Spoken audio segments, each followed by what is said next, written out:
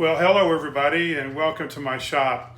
I've been doing amateur clock work and repair for a long time, and now I'm doing it for friends and neighbors, kind of as a side hustle. And for the many clocks that I've worked on, I've never taken the time to make any kind of a fixture to do the maintenance and repairs. So I finally took the time to make this thing based on a design that I saw on a Facebook group that I thought was pretty good. I borrowed this bracket design from that post and did my own thing.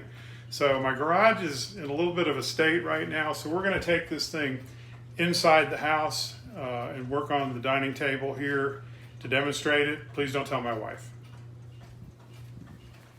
About half of the movements that I service or repair can be done on bench top and just have a small drop or medium drop pendulum like this one.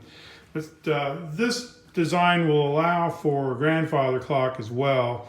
I've left the center of this open here so that the long pendulum and the chains can drop through there. So to start with, we have this mounting bracket here, and as you can see, I have the ability to change the angle of it, and this will allow me to level the movement in the fixture, and I did not have that ability before. I would have to eyeball it and hope I got it right. I made a couple of copper cleats here that will grab the these metal bars here. They're never the same from clock to clock, the distance, and sometimes the angle is different. So I have a hook on the bottom here that I can put on the bottom like this, and then I can roll it up, and then I can pull the movement up and secure it, and then take this knob and secure it. So that's pretty simple. Now the way that this works is that there's a piece of all thread on the end of this, and all of these, there's 1, 2, 3, 4, 5, I'll call them knobs that have this all thread, and on the other side of the wood I have Tee Nuts that let me take them up nice and tight. So now that I've got it in here and I want to level it, I'll just grab a little level like this, and here we can see that the level is pretty far off. So I just turn this bottom knob and you watch the bubble until it's level. And there we go. And then I'll just take this top knob, and it just has the effect of locking it in there. So you can see that these thumb screw knobs are just a piece of all thread, and I happen to have a wood lathe, so I made some nice little handles, but you can just make it out of a little piece of wood or even double nut or something like that. And I've got it backed up here with Tee Nuts. These are 1/4 here, and so they're very strong, and it's probably more than you need for this. You could probably get by with the smaller gauge, I would say. But I've got one here for the top and one here for the bottom. Another feature that I included in this design are these 6 Tee Nuts and holes. And I made this so that it could be taken apart, first of all.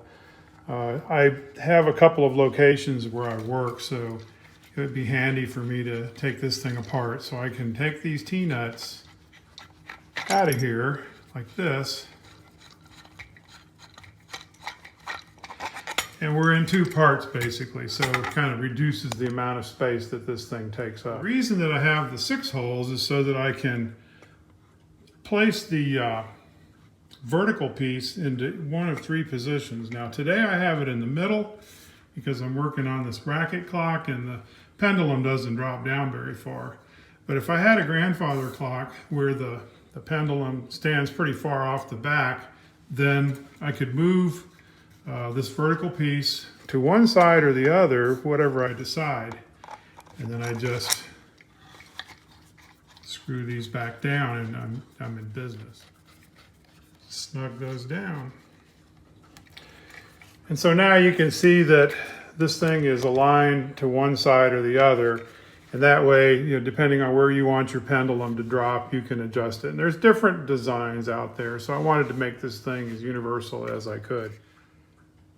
One other feature I'll mention here is that these screws can come out. There's one on either side for this hinge. This is a hinge point here, as I pointed out before, and this is the pivot point for it.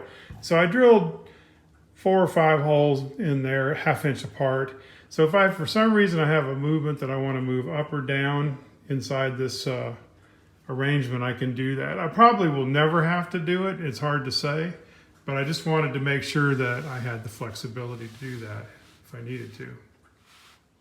Whenever possible, I'll use the mounting system here on a flat table like this for smaller movements. But if I have a longer pendulum, I'll just bring this out here and set it on these 2x4s that project out. I have this as sort of a temporary arrangement. I put it in place whenever I need it. And I just clamp this thing down, and then I'll have to re-level my movement because it may not be totally level. In fact, it is off a good deal, so we'll fix that. There, that looks good. And I'll lock that in, and then I'll service it from here.